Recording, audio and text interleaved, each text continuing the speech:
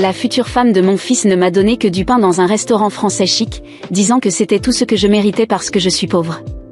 Mais ensuite, son père est arrivé en retard et a été choqué de me voir dans cette situation.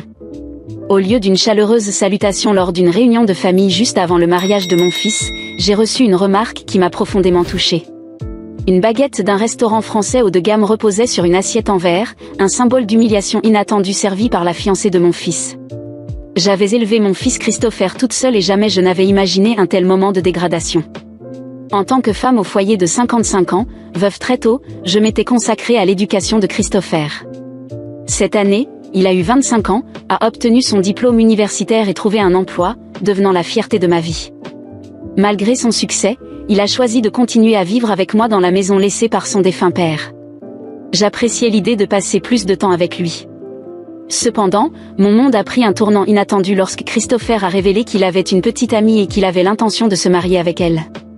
D'abord choquée, j'ai rapidement accueilli la nouvelle avec une vraie joie, exprimant mon bonheur devant sa maturité. Christopher, vivant toujours avec moi, a promis de la ramener à la maison bientôt, mais l'opportunité ne s'est jamais présentée. La curiosité et l'anticipation grandissaient en moi, et quand j'ai finalement demandé à son sujet, Christopher a partagé quelques détails. Elle s'appelait Roy, avait 4 ans de plus que lui, et travaillait comme tutrice, venant d'une famille d'enseignants. La révélation m'a surprise et je me suis interrogée sur leur relation, mais j'ai patiemment attendu de la rencontrer. Le temps a passé et 2 mois se sont écoulés sans rencontre. L'absence de Roy a commencé à sembler intentionnelle. Le destin est intervenu lorsque, par hasard, j'ai entendu une conversation pendant le déjeuner. Assise dos à dos avec une femme, elle se plaignait bruyamment de la prochaine réunion de famille avant le mariage. Intriguée, j'ai écouté tandis qu'elle exprimait l'intention délibérée de retarder la rencontre avec la famille, voulant tester l'engagement de Christopher envers leur relation et prouver qu'il n'était pas un fils à maman. Cette rencontre inattendue m'a laissé réfléchir aux dynamiques en jeu, réalisant que le destin pouvait être à la fois intrigant et effrayant, elle l'a dit et j'ai failli me retourner. Le nom de Christopher a résonné dans l'air, me causant un léger vertige.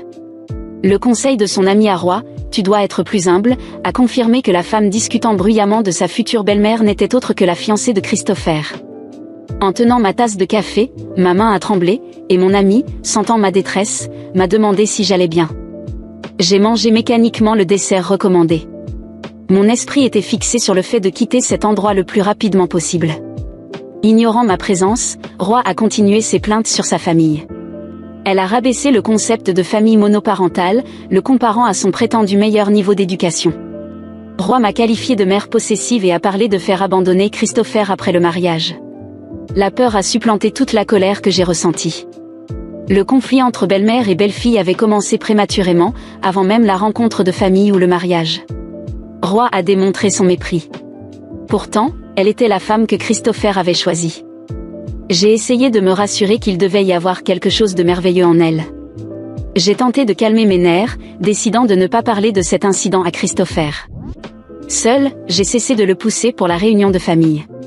Je savais qu'elle n'avait aucune intention d'y assister, et je refusais d'être constamment méprisée en étant trop conciliante. Christopher a perçu mon changement d'attitude, mais n'a pas insisté davantage. C'est bon si tu es occupé, quand ce sera pratique pour toi, lui ai-je dit, essayant de lui alléger le fardeau.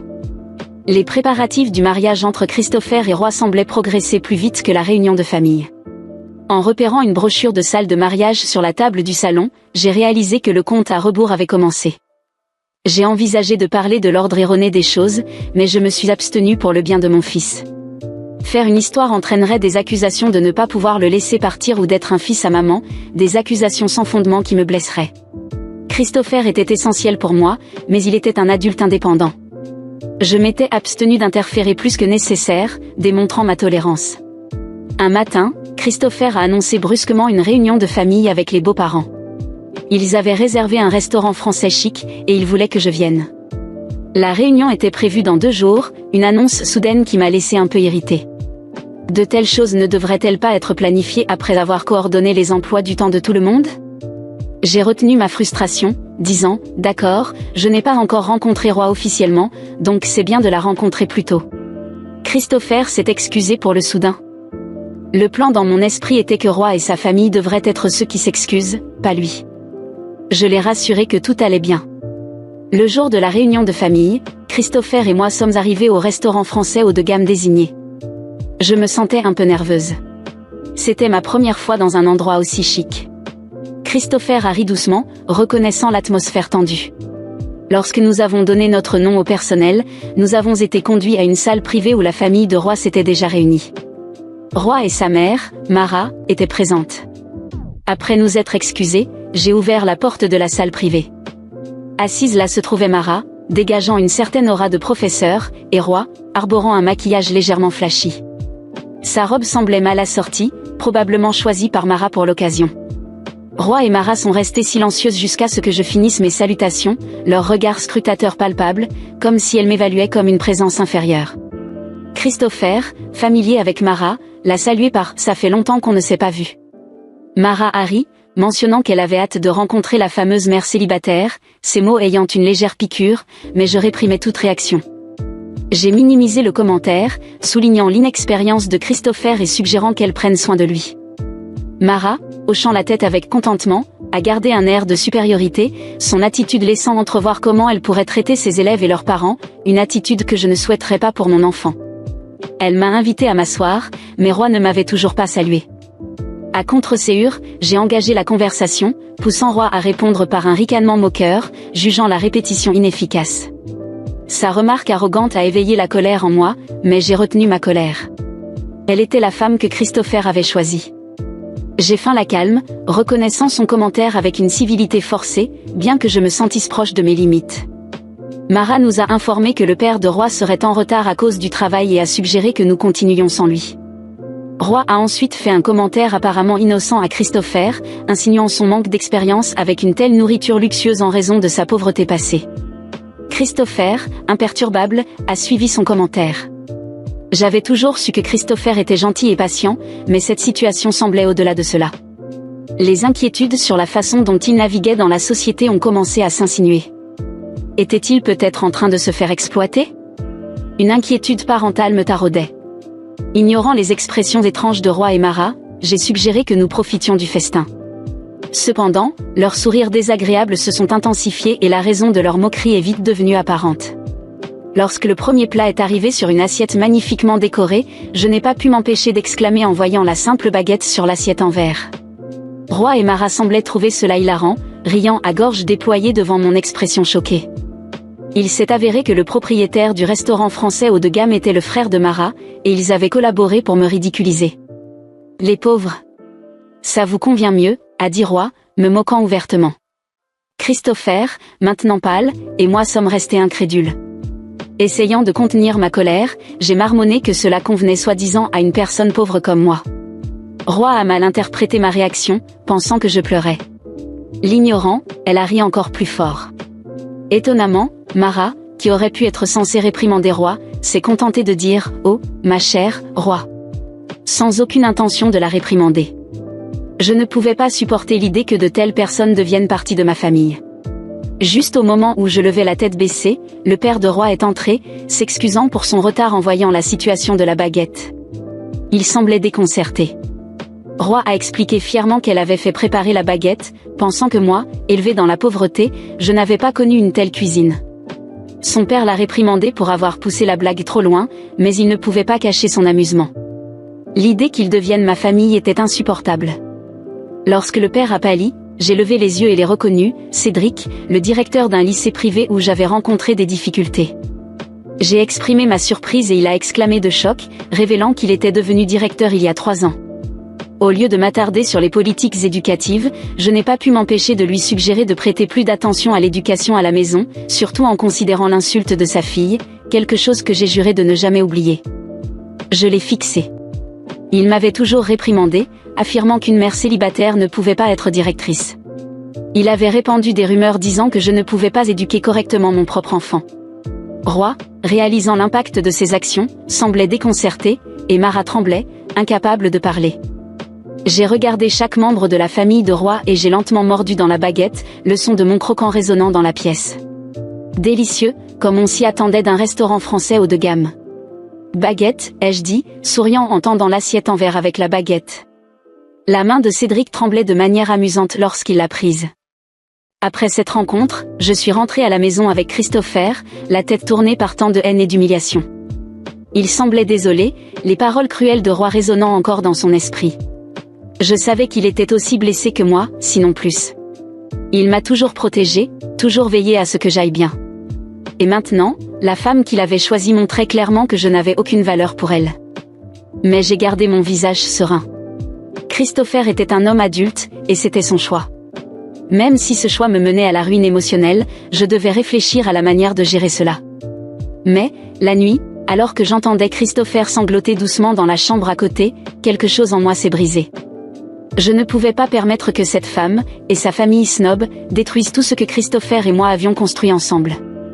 J'ai décidé que si Roy pensait que je n'étais que la mère pauvre, je lui montrerais qu'être pauvre ne signifie pas être faible, et qu'elle s'était attaquée à la mauvaise personne. Le lendemain, j'ai commencé à planifier.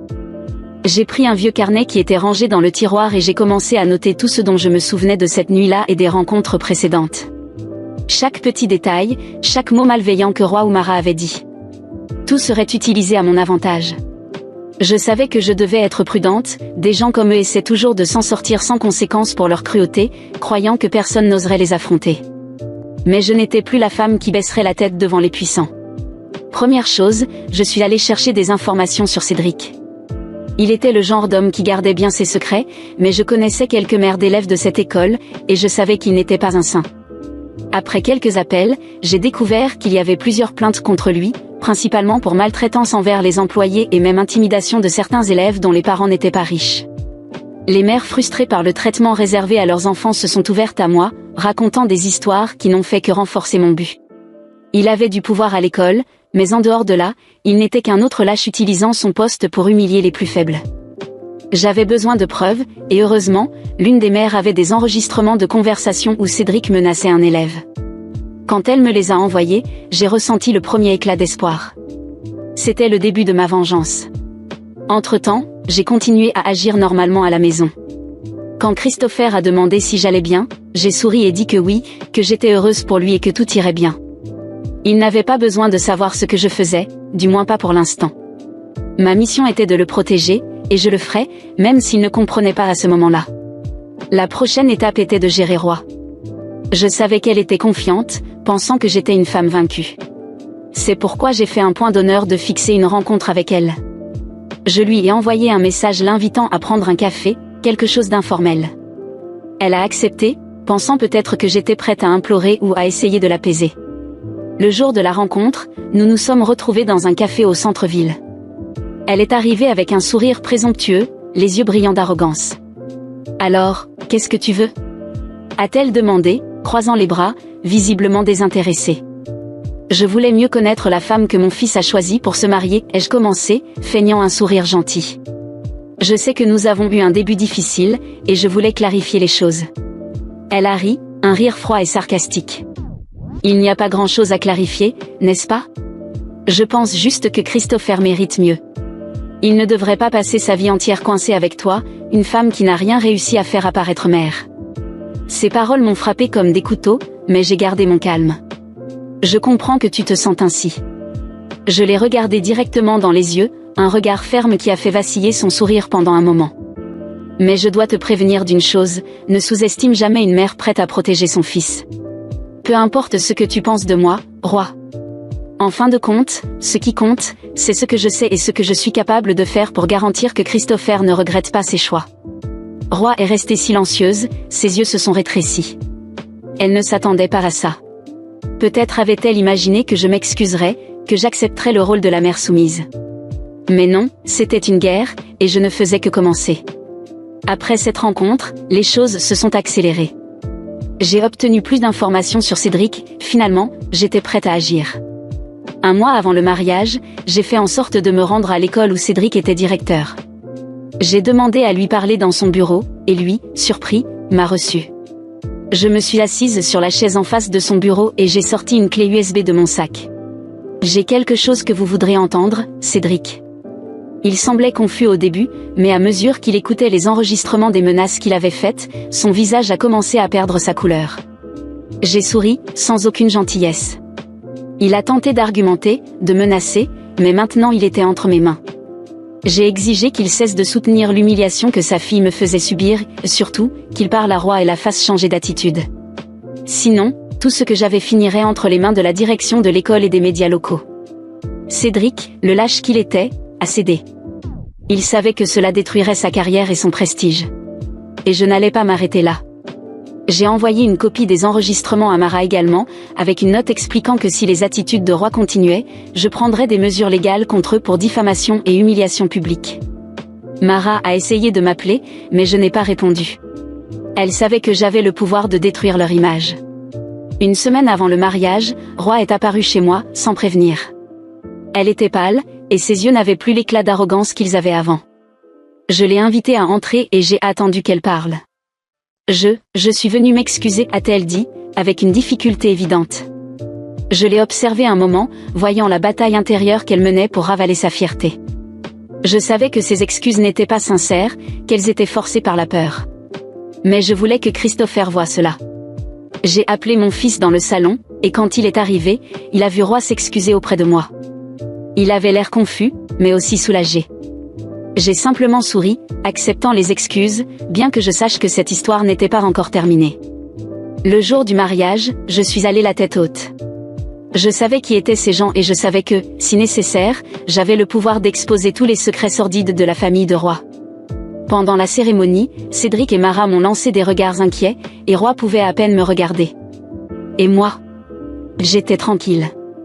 Je savais que si quelqu'un osait essayer de m'humilier à nouveau, je n'hésiterais pas à les abattre. Et qu'ils n'oublieraient jamais le jour où ils s'en étaient pris à la mauvaise femme. Après le mariage de Christopher, quelque chose a définitivement changé dans la dynamique entre moi et la famille de Roi.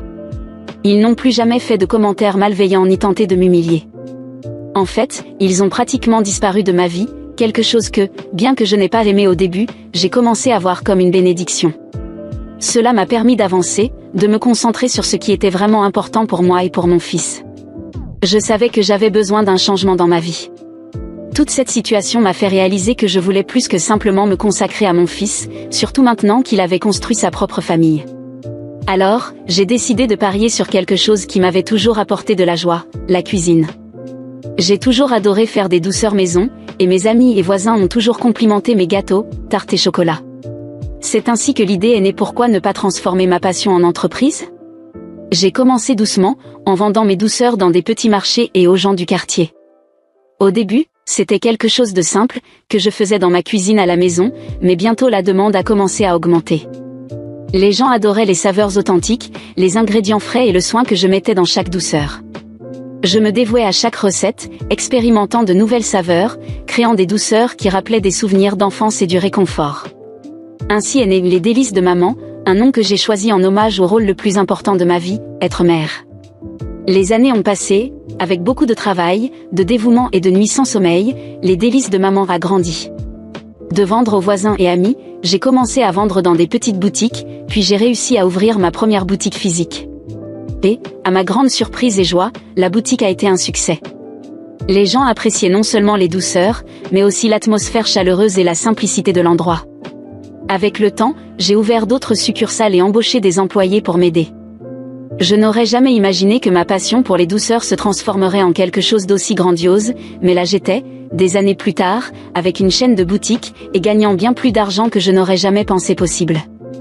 Malgré tout cela, j'ai choisi de vivre de manière modeste. Ma maison est restée la même maison confortable que m'avait laissé mon défunt mari, et mon style de vie est resté simple.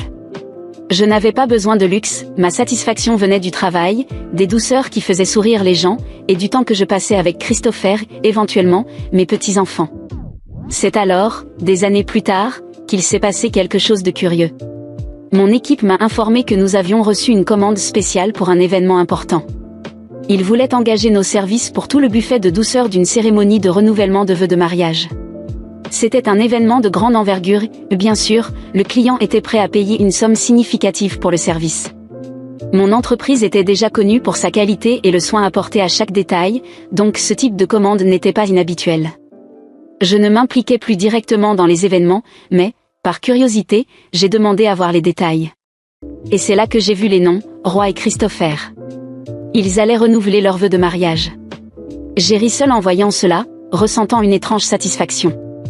Ils avaient choisi mon entreprise pour l'un des moments les plus importants de leur vie, sans même savoir que c'était la mienne. L'événement a eu lieu dans l'un des lieux les plus luxueux de la ville, et le buffet de douceur a été un succès absolu. Nous avons reçu des éloges pour le goût, la présentation et la qualité de tout. Roy et Christopher, ainsi que tous les invités, ont savouré les douceurs que j'avais moi-même créées des années plus tôt dans la cuisine de ma maison, alors que ce n'était encore qu'un rêve lointain. J'ai imaginé Roy dégustant l'un de mes chocolats, sans jamais imaginer que la femme qu'elle avait tant méprisée était celle qui avait été responsable de ce moment doux et mémorable. Lorsque le renouvellement des vœux a eu lieu, je n'étais pas présente. Je n'avais pas besoin de l'être. Savoir que mon entreprise, fruit de mon effort et de ma résilience, avait été engagée pour un prix élevé par ceux qui, un jour, avaient tenté de m'humilier, était la meilleure vengeance silencieuse que je pouvais avoir. Je n'avais pas besoin de confrontation, pas besoin de mots acérés ou de disputes. J'ai simplement continué ma vie, travaillé dur et, à la fin, j'ai obtenu quelque chose qu'ils n'ont jamais pu m'enlever, ma dignité et ma paix. Ainsi, j'ai continué ma vie, voyant mon entreprise croître encore plus et profitant de chaque moment avec mes petits-enfants. Que pouvais-je souhaiter de plus ? J'avais gagné, non pas parce que j'avais plus d'argent ou de prestige, mais parce que j'avais construit quelque chose à partir de rien, parce que j'avais gardé mon essence, et parce qu'en fin de compte, la véritable victoire était de vivre en paix, loin des personnes toxiques, avec une conscience tranquille.